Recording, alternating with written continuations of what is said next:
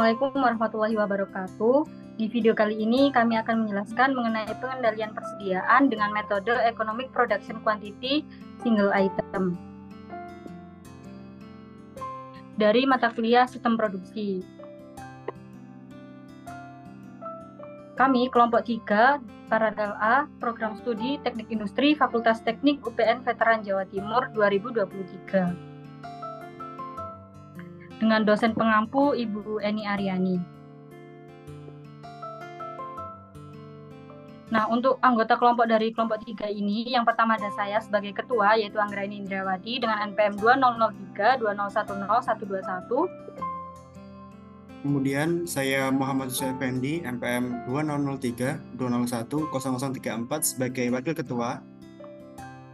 Kemudian ada saya, Denny dengan NPM 2003 201 0029 sebagai anggota 1. Dan yang terakhir ada saya, Andre Syahrul Fanani dengan NPM 2003 2010 124 sebagai anggota 2.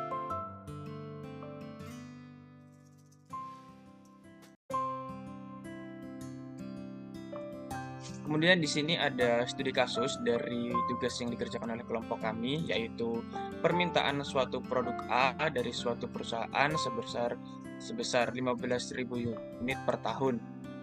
Perusahaan memproduksi produk tersebut sebesar 125.000 unit per tahun, di mana hari kerja per tahun adalah 250 hari. Biaya simpan adalah Rp5 per bulan. Biaya penyiapan mesin adalah 120.000 dan biaya produksi per unit adalah 2.000 lead time selama 3 hari.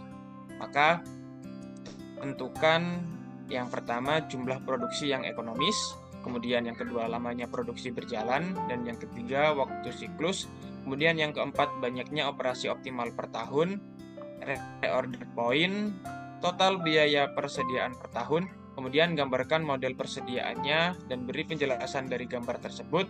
Dan yang terakhir, beri kesimpulan dari hasil analisis tersebut.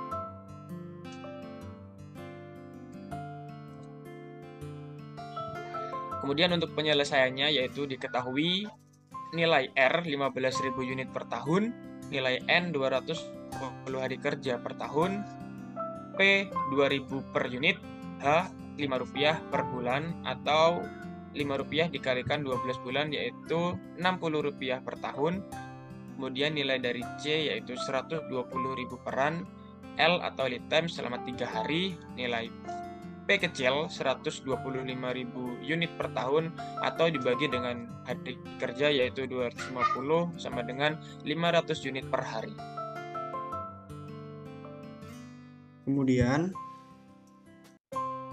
Kemudian kita mencari jumlah produksi yang ekonomis. Yang pertama, kita mencari dulu rata-rata permintaan sama dengan R dibagi dengan N sama dengan 15.000 dibagi 250 sama dengan 60 unit per hari. Kemudian didapatkan G bintang sama dengan EPQ atau Economic Production Quantity sama dengan akar 2 dikali C dikali R dikali P dibagi buka kurung P dikurangi R tutup kurung dikali H sama dengan akar 2 dikali 120.000 dikali 15.000 dikali 500 dibagi buka kurung 500 dikurangi 60 tutup kurung dikali 60 sehingga didapatkan jumlah produksinya ekonomis sebesar 8.257 unit. Kemudian kita mencari lamanya produksi berjalan dengan rumus TP sama dengan Q bintang dibagi dengan P sama dengan 8.257 dibagi dengan 500 sehingga didapatkan produksi berjalan selama 17 hari. Nah, berdasarkan waktu produksi optimal ditentukan tingkat persediaan maksimum dengan Q1 sama dengan TP buka kurung P min R tutup kurung sama dengan 17 buka kurung 500 dikurangi 60 tutup kurung sama dengan 7.480 unit. Kemudian kita mencari waktu siklusnya. Nah, di sini untuk rumusnya T0 sama dengan Q bintang dibagi dengan R sama dengan 8.257 dibagi dengan 15.000 didapatkan 0,55 tahun. Nah, sehingga kita perlu mengubahnya dalam hari. Nah, jika dalam 1 tahun terdapat 250 hari kerja, nah untuk merubahnya kita perlu mengkalikan 250 hari kerja tersebut. Jadi 0,55 tahun dikalikan dengan 250 hari didapatkan hasil 138 hari untuk waktu siklusnya. Nah, kemudian kita mencari banyaknya operasi optimal per tahun dengan N bintang sama dengan R dibagi Q bintang sama dengan 15.000 dibagi 8.257 sehingga didapatkan 202 operasi per tahun. Untuk selanjutnya reorder point di sini R sama dengan R dikali L per N sama dengan 15.000 dikali dengan 3 dibagi 250 sehingga didapatkan 180 unit. Yang terakhir, total biaya persediaan per tahunnya. Di sini untuk rumusnya TC bintang sama dengan R dikali dengan P plus kurung P dikurangi dengan R tutup kurung dikali dengan H dikali dengan Q bintang dibagi dengan P sama dengan 15.000 dikali dengan 2.000 ditambah kurung 500 dikurangi 60 tutup kurung dikali dengan 60 dikali dengan 8.257 dibagi dengan 500 sehingga total biaya persediaan per tahunnya didapatkan sebesar Rp30.435.970. Nah, berikut akan saya jelaskan mengenai gambar model persediaannya. Nah, dari gambar ini dapat kita lihat bahwa siklus dalam satu periode atau 1 tahun itu terdiri dari 2 siklus, di mana dalam satu siklus terdapat masa produksi dan juga masa tidak produksi. Untuk masa produksinya sendiri atau TP itu selama 17 hari, dan tidak produksinya adalah 138 hari dikurangi dengan 17 hari atau selama 121 hari. Nah, di sini merupakan Hi bintang atau Hi bintang itu EPQ maksimal sebesar 8.257 unit. Nah, selama masa produksi, persediaan barang akan dihentikan saat produksi saat mencapai 7.480 unit atau Q1. Nah, setelah persediaan di gudang itu selama Hi1 atau 7.480, maka produksi dihentikan. Nah, tujuan produksi dihentikan ini agar tidak terjadi kelebihan pada persediaan dan 7.480 unit ini digunakan untuk memenuhi permintaan selama masa tidak produksi. Nah, kemudian dilakukan reorder point sebesar 180 unit atau saat persediaan telah berada pada titik atau poin 180 unit, maka akan dilakukan rencana setup produksi selanjutnya. Nah, untuk masa setupnya sendiri yaitu lead time selama 3 hari.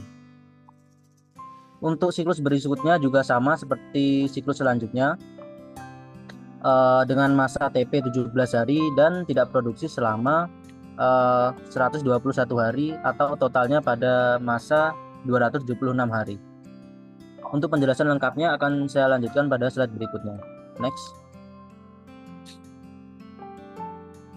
Nah, siklus produksi per tahun itu terjadi sebanyak 2 kali, di mana per siklusnya selama 138 hari dengan waktu produksi selama 17 hari. Apabila pada masa produksi TP selama 17 hari dengan rata-rata produksi per hari sebesar 500 unit, dan jika tidak ada permintaan konsumen yang datang pada periode tersebut, maka banyaknya barang yang disimpan di gudang sebanyak 8.257 unit atau EPQ optimal.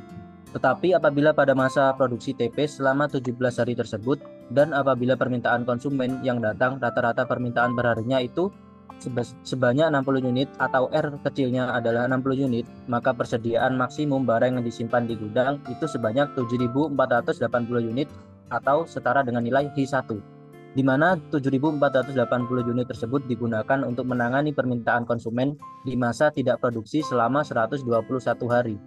3 hari sebelum barang tersebut habis atau di gudang tersisa 180 unit atau 180 unit itu adalah reordernya, maka perusahaan harus mulai melakukan persiapan produksi kembali agar pada saat barang tersebut habis, perusahaan tersebut sudah mulai melakukan produksi untuk siklus produksi berikutnya. Selanjutnya adalah kesimpulan. Untuk kesimpulannya, perusahaan sebaiknya melakukan produksi produk A sebanyak 8.257 setiap siklus. Lamanya waktu produksi adalah 17 hari dengan waktu bersiklus 138 hari.